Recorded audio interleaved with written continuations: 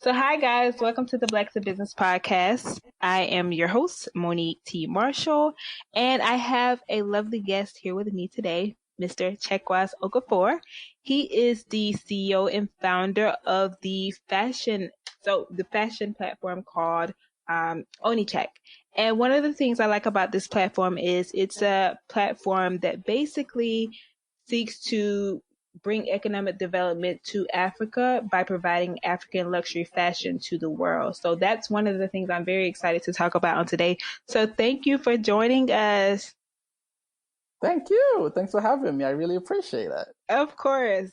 Now we have to start from the beginning because I was doing my research, and one of the things that I saw was you didn't actually come from a fashion background. So originally you weren't in a fashion background, but just talk a little bit about starting from the beginning. How did you get started, and a little bit about your background? Cool. Yeah, thanks for asking. Yeah, so I didn't have a fashion background in a sense of like, just the fashion we know now whatsoever. I actually was I did biology in college, right? And after that, I did biology. And I started from biology. I started working in the environmental health and safety field, in manufacturing. So I've been in manufacturing for about 4 years, before I started the company. So how did that happen? It was just so my parents actually, my dad imported textile when I was back home in Nigeria. But we didn't really see it as fashion, right? And so it was just like business. And when I was in college, I actually sold some t-shirts out of my dorm room. Hustle. I know. And then I had a really short, like amateur, like modern modeling stint, when I was in college. So those are the kind of really vague kind of fashion thing that I knew, even though in my head it wasn't really fashion. I was just kind of, just doing what I did. But in that sense, no, I had no really formal fashion background whatsoever. I just learned once I realized how much value I could create with focusing on luxury fashion from Africa. I just bent down and learned. It took me 2 years Wow. to really understand African designers. How do they work?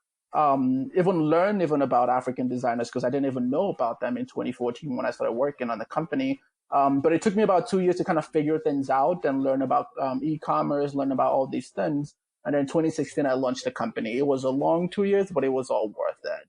Oh, that's a great point that you mentioned there. So you didn't start the company until 2 years after you got the idea. So talk a little bit about like what were some of the first steps and why you waited 2 years to actually launch. Good. So yeah, it was that was almost my how it kind of worked out for me. So the idea came out of 2014.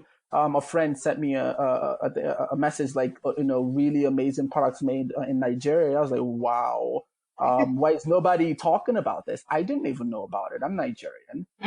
So that was something that's like, oh, we can do something here. But just like I said earlier, I didn't figure out how to use that to create opportunities back home, because I had felt like responsible. I felt this responsibility of playing my part in the Africa Rising rhetoric.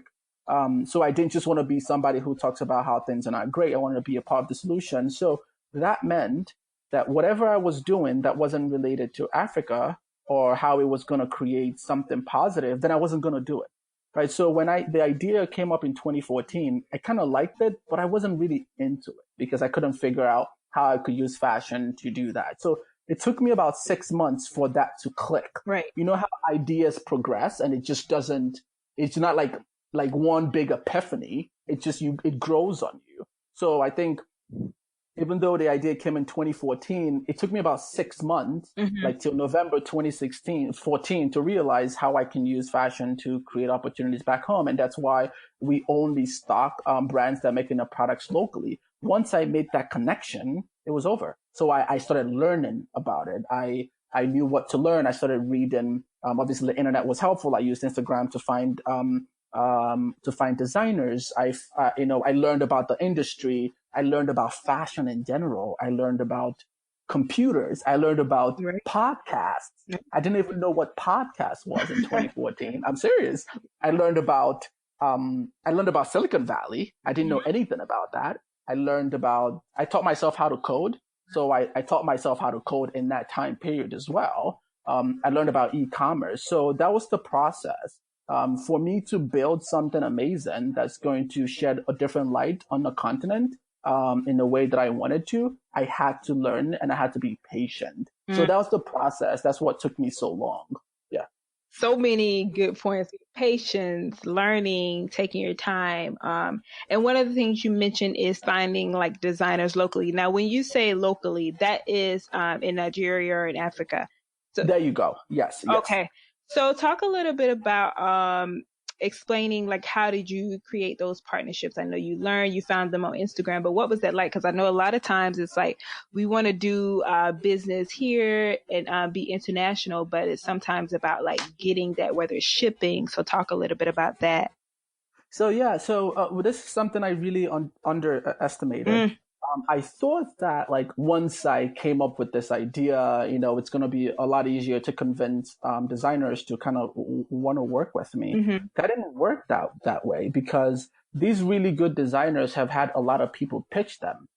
And, they're building a luxury brand, which means that the association of other brands are important. Right. The website, the product photography is important. How you are curating the products are important. So they were really guarded, and that was okay. So when I started reaching out to them, I didn't really get any positive response. So what I did was I believe in execution, right? More than talking about what I envision, I just show you. So what I did was I bought all their products, which tend to be really expensive, and did an editorial. Just shot the product did an editorial shoot. So I printed that and then sent it to all these brands that I wanted to work with. So they had something physical. They could see my vision. They could see how much quality I was thinking, and how much I respected the craftsmanship that went into the product. So once they saw the pictures and they had it in their hands of like what my vision was, I didn't have to explain a lot. They got it, right?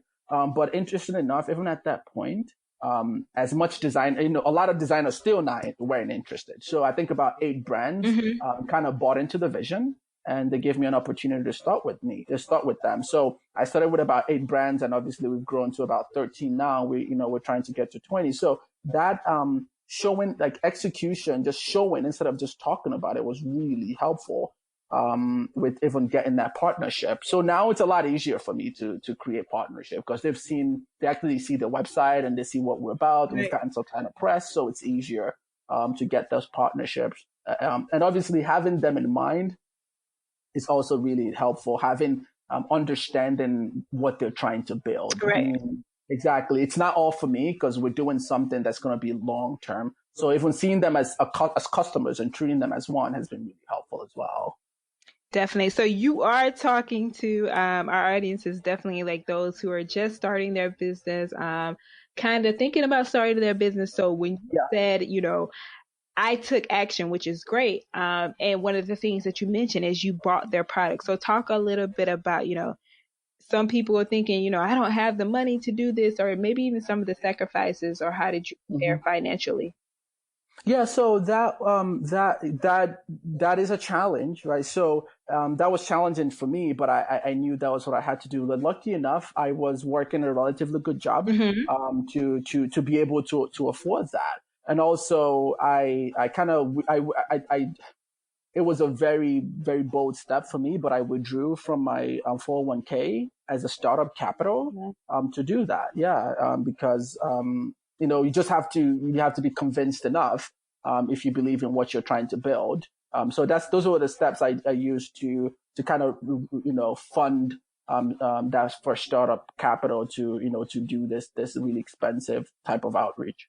Definitely. Now, are you still currently working full time, or are you doing entrepreneurship full time, or how is that? No, I'm doing this. This is it. This is it. Okay. Yeah. How did you make that transition? Oh God, it was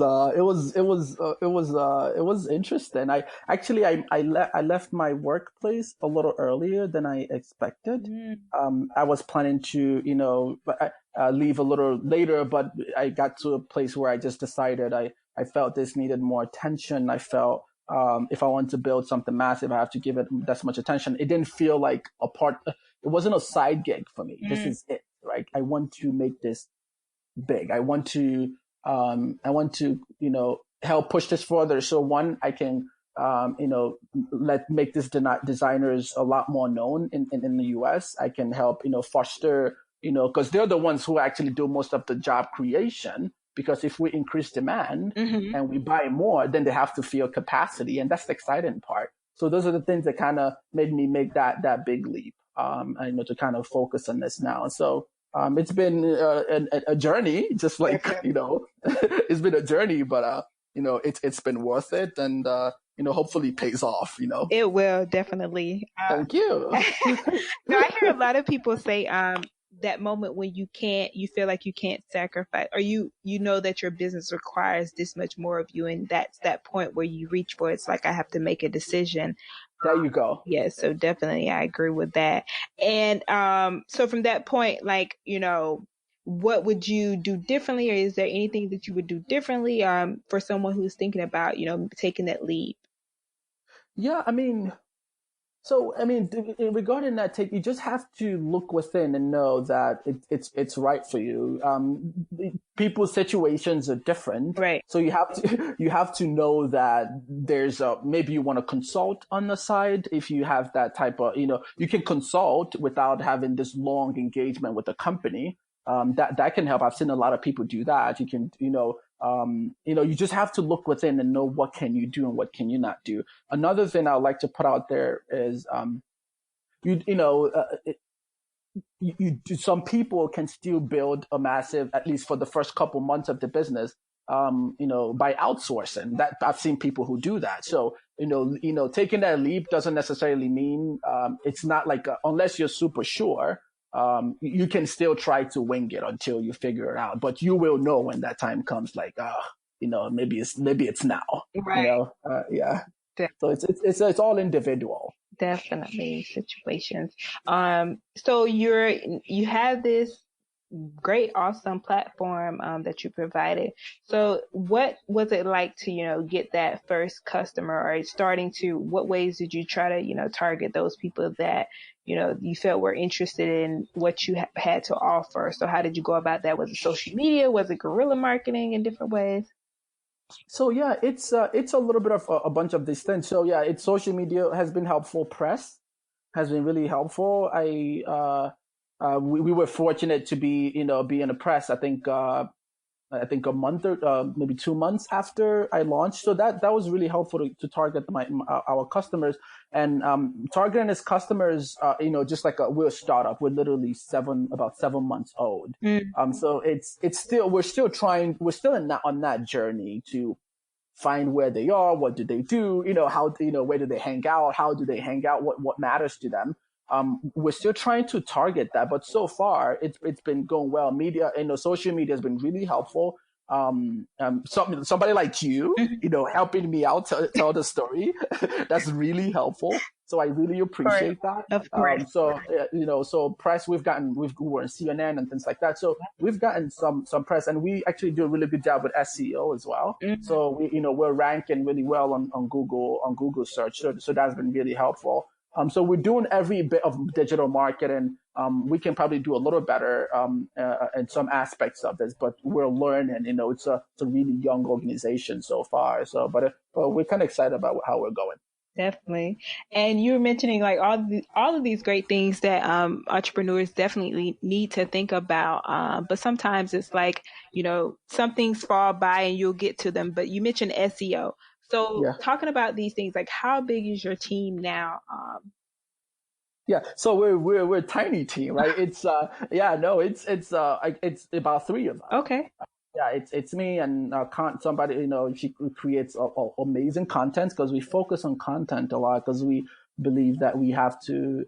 This is relatively a new a new industry in African luxury. So we have to educate people about it. So we have somebody who does content, writing our blogs and things like that, because we think that's important. And we have, other parts of content creation. So it's about three of us. Hopefully we grow. If we're doing things right, then we'll grow in the next couple months. But so far we've been able to handle things so far like that way. And how did you get your team? How did you build that team? Oh, so it was online. So I actually found them through I found one in my area, which made it easier because I had built that connection. And then the other was through like AngelList. I went to angellist.co and just, found, looked at people who I felt will be able to create what I wanted, and I reached out to them. And somehow it's worked, right? So they're not physical here in New York, but they're in LA, but they're helping us out. She's helping us out, in a great deal. Definitely. And what was so interesting that I really liked is your mission is to definitely foster the economic development of Africa and things like that. So I thought that was very interesting and important.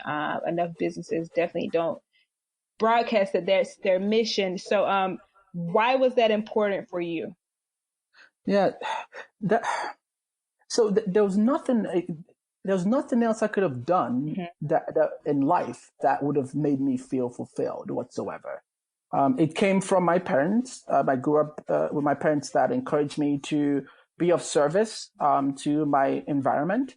So it was my responsibility to create. So I grew up with that responsibility, right? With that idea, with that identity. So it was my responsibility to define what that environment meant for me.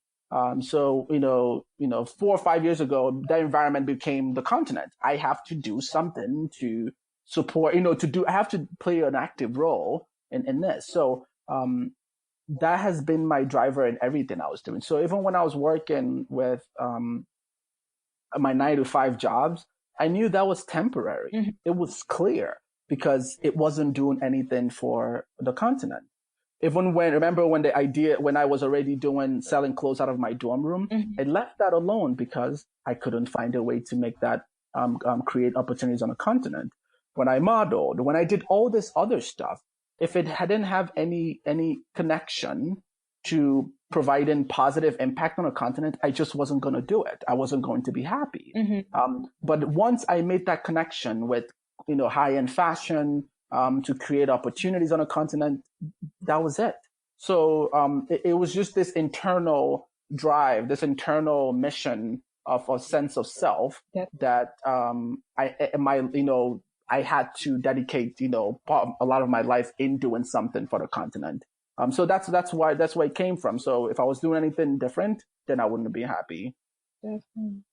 And I have to mention this point because I'm in New York, and a lot of times I hear others, they'll say especially when you're speaking of, Americans, and then you're speaking of Africans. So there's this thing that people say that there's a rift between that as well. But you also mentioned, people also mention the fact of cultural vulture. So what are your thoughts on that, being that we're all of really African, and people, speaking about those issues within our own communities?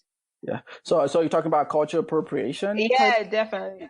Yeah. So I would say there's a lot of thoughts about it or around it. I, on my perspective, that doesn't bother me, right? When I see African Americans trying to connect with their culture, I love it. That's why we even exist as a company, right?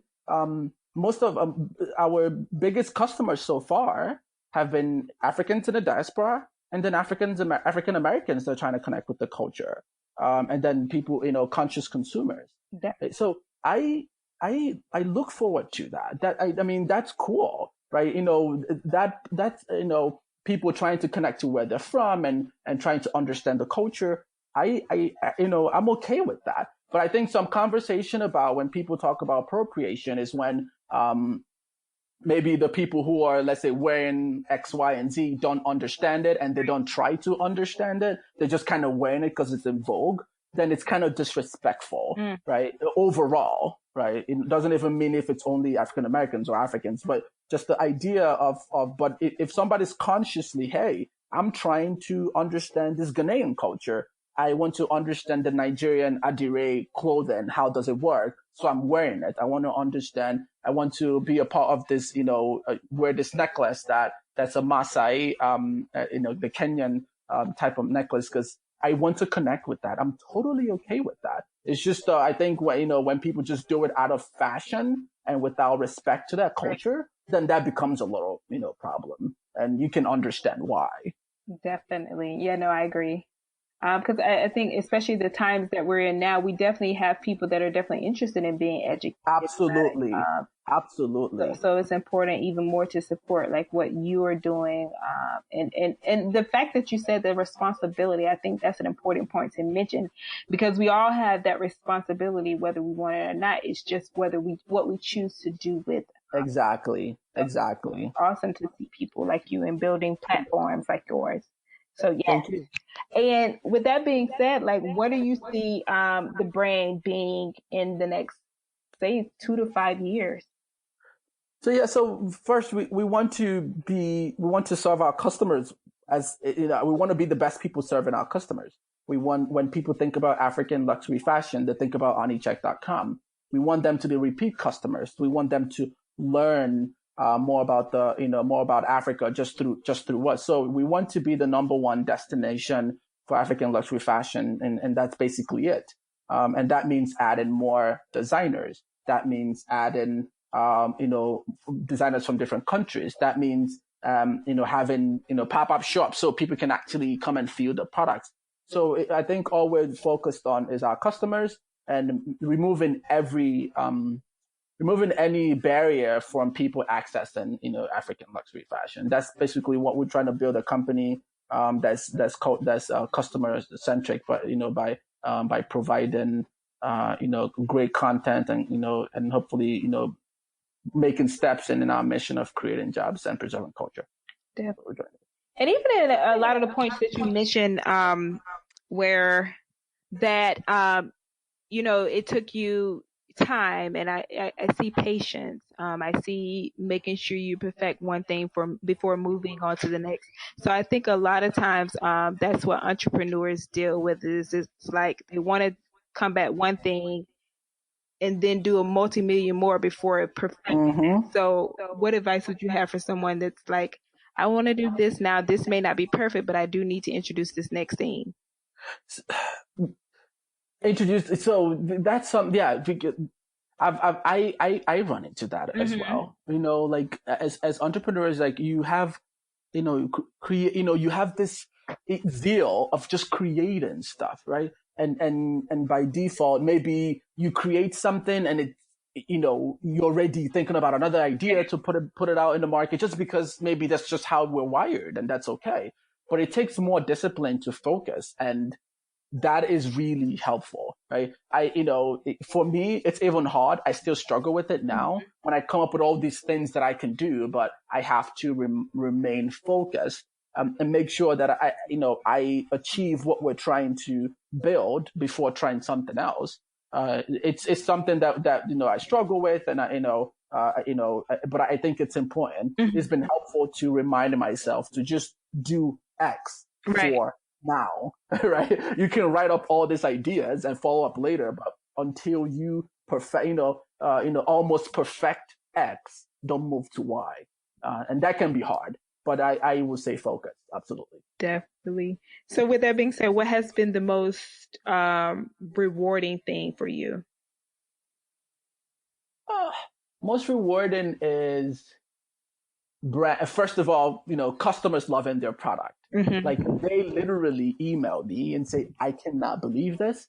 They're really excited about the card. I give a handwritten card and they love it. They share it on social media. So what the rewarding thing is seeing customers love love the products that they have. Not just that, they own a piece of Africa. Like they own it. Some people, this is the first time they've worn a product made on a continent. Wow. Right?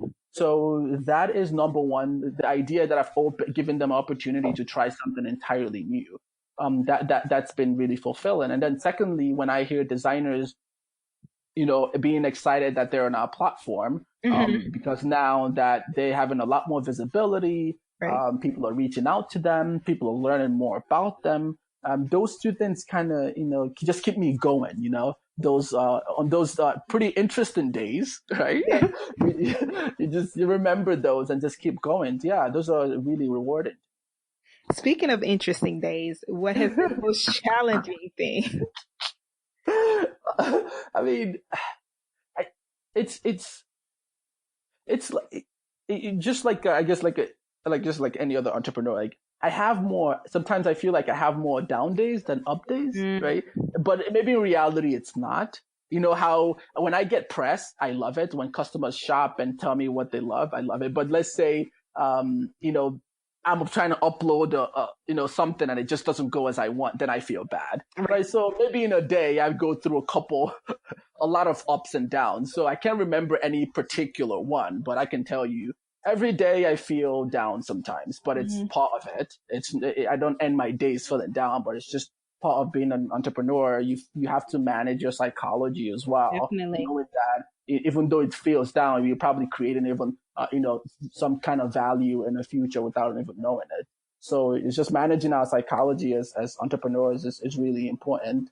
So yeah, I just take both as part of the process, Yes, definitely. And I just actually just saw that July is the month of National Minority Mental Health Awareness, and that's definitely something that we should definitely talk more about in the entrepreneur community. That I don't think enough people talk about, like the mental things that you deal with. So continuing on because your purpose and there is a need and that those customers do need you. So definitely I see that. Yeah. So see now that you don't have, you're doing entrepreneurship full time, like what is a typical day like for you? Oh, so yeah, I had to learn, right? So before this, I was working full time. So I had like 3 hours and I had to like grind those 3 or 4 hours, about 4 to 5 hours before I go to bed. So now I have like, literally like 18 hours after I wake up. Right. So it was a learning process, but I've kind of figured some things that worked for me is that I do the same thing on those days every day, right? So Monday, as I said, Tuesday is digital marketing. Wednesday is reaching out to press. Thursday is something else. And I literally just wake up on Wednesday after I do my morning routines. I just reach out to press, and that's it. It can be hard to focus and doing one thing for almost at least half of the day, but it pays off. Instead of doing a little thing here, I learned myself when I do this there, do this over there, do this over there, it doesn't really, it's not that productive. So what I think has been productive is having days set for a particular aspect of the business and just do those things at least half of the day, and then maybe schedule the other half of the day for something else. And then even in those days, some other things I've realized is just time blocking. From 1 to 3, I am reaching out to outbound press. That's it. Nothing else. I'm not trying to reach out to podcast people. Nothing else. Just that type of press. And then from 10 to 12, I'm trying to get on podcast, right? And that's it, right? So that can be, if you try that, it can be really tiring. But you just have to, you build in breaks in there. So that's kind of worked for me. And it's kind of, it's paid off, for me. And I continue doing it as we grow as a company, as my role, it develops. Obviously this will probably change and I'll tweak it here and there. But so far, currently, this is what works for me. So many great things. One that you mentioned, time block. I'm doing more of that. Yeah. I think the thing that's been working for me is like airplane moding my phone, because I swear I want to pick it up and I want to check I know. email, and I'm like, airplane mode is the best thing. And I used to do do not disturb, but that didn't work. Yeah. So it has to come from within. Yes. It has to come from within. And sometimes I actually congratulate myself with like hopping on social media for like 10 minutes. So I literally wait. I do this for 2 hours. I get on Instagram for 10 minutes. Right. So that, I'm serious. I mean, it's psychological, right? Definitely. You're just trying to give yourself a break and reward yourself and then go again. And yeah, so sometimes I build some rewards in between. And, it sounds, it sounds pretty crazy, but that's how it works. It's just you just grind it out, and it's painful sometimes. But if you don't do it that way, you don't have consistency, things start falling apart and things like that. Yeah. Definitely. And so what are some ways that because I know you mentioned like these are the days you focus on this and you focus on that. So what are some ways that you find yourself preventing yourself from getting burnt out? I'm sure you do get at times, but I probably should pay closer attention to those. On Friday, so on Friday, I have it's a little flexible on Friday. I consciously left it that way, so I don't feel so constrained. So I'm a little more fluid on Friday, and that helps. And then on the weekends, I'm a little more fluid. But yeah, that's how I try to kind of reward myself, because you're right, it can get and sometimes when I burn out, I'm not productive for the next 2 or 3 days. Definitely. So I better put those things in place so I can get rejuvenated and get back at it. And that's been helpful. Right. And how do you go? Because I know you mentioned you have a team. And of course, when you have teams, I know for me, I feel like you can't delegate everything, but how do you determine what you do delegate? So, I mean, so basically I do a lot of the tech. So because I taught myself how to code, so I can just do the back end. So people just kind of have what they do for now. I don't think we don't have that massive of an operation where, that becomes a challenge, right? We have somebody who does content, and she does content. When it's that, that's just what she does. Right. And I do the back end stuff, and, maybe share ideas and strategy and all of that. But it's not, I don't think we've gotten to a point where it's a little challenging. It will be over time, but for now, we haven't had that problem at all. Definitely. Well, all of those points have been great. And I do have a couple of fire questions. So one of the questions is, what advice would you give your 23-year-old self? 23. Read more. Read more. Yeah. Speaking of reading, what are you currently like? What's that recommended book? It doesn't have to be current, but what is that book you have? It's hard because the different. I read relatively often now, so it just depends. What are we talking about, right? But at this point, what I'm reading is Good Strategy, Bad Strategy. I'm trying by Richard Rumelt. So that's what I'm reading now. I've read.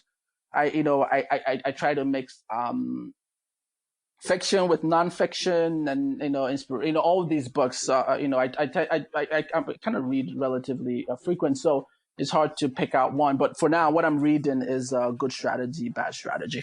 Okay, taking notes. So, what's something that people would be surprised to know about you? I don't know if they'll be surprised, but I dance a lot. I literally dance every day in my head. Right? Okay. I was like in the mirror, like Issa Rae off of Insecure type. Yeah, exactly. I do mirrors. I do it in my head. I dance in the car. I dance a lot. I don't think it'll be a surprise though when people know me, but yeah. Yeah, I can envision that in my head actually. That's a good one though. And what has been your most recent like splurge? I don't know if it's a splurge, but I started learning languages, so I'm currently learning French as a way. Yeah, I'm just learning it because I think I went to Paris last month, and I felt so bad for not like expecting people to speak English. Right. And so I was like, this is not okay. So I started learning French. I mean, before I taught myself Spanish, even though I've kind of forgotten it because I wasn't doing that well. So just I guess I'm fascinated by just languages. So currently I'm learning French, and hopefully I have people to speak it with so I don't forget. Okay. Yeah. So yeah, that's something to do. And That's you're something just like, self-teaching? say it again. You're teaching yourself French? Yeah, I am. I'm listening to listening to an audio type of, it's Pimsleur Speak and Read. It's a really just 30 minutes a day, and it's really helpful. It's just conversational. Yeah, that's what I do on, I know, to break my days up to. So that's something I'm just something fun that I'm doing now. Yeah. One thing I've taken from today, and I'm sure other people would take, is like, just do it. There is no excuse. Yeah. You are just, I taught myself Spanish, and French. Yeah. I'm teaching myself French. Like, that's just that mentality of like just doing it and taking Thank it upon you. yourself. That's something to definitely be proud of. Thank you. I appreciate it. Thank you very much. Welcome. And so now, are you currently in the state? You're in the U.S., right? Yes, yeah. So we are in upstate New York, and people, just something else people are not quite sure is because if we say, hey, this is products from Africa, they're not quite sure if it comes from straight from Senegal or from South Africa. We actually hold inventory here in New York. So our New York customers get their products obviously in less than about, 2 days. Our California, get it in 2 days. So people who buy get their products, really quickly. So I just thought I should put it out there because some people are not quite sure where we have inventory, and we have them here in New York. So it doesn't come all the way from the country. Okay, so you're in the States. And this question is, I don't know if it would apply now. What's the worst food in America that you've tasted? Tasted. Ah, I don't know. Your least favorite? You're like, I don't eat that. I don't do pizza that much. I know. I don't. I don't. I don't. It's everybody thinks it's the weirdest thing ever. I'm like, I'll just eat my rice and stew and I'll be fine. Right? Stew. That's fine. We all have our things. So yeah. No pizza. Okay. Yeah. Well, it has been a pleasure. And like I said before, what you're doing is so amazing. And thank you. What we do is we really want people to definitely support what you're doing. So how can people get in contact with you? How can they support what you're doing? If you want to give that information. Sure. So thanks. So I Chekwas Okafor. So you can find me on Facebook, on Twitter, on Instagram, Chekwas Okafor, and obviously you can follow the company's website, company on Twitter, ONYCHEK, ONYCHEK. And our website is ONYCHEK.com.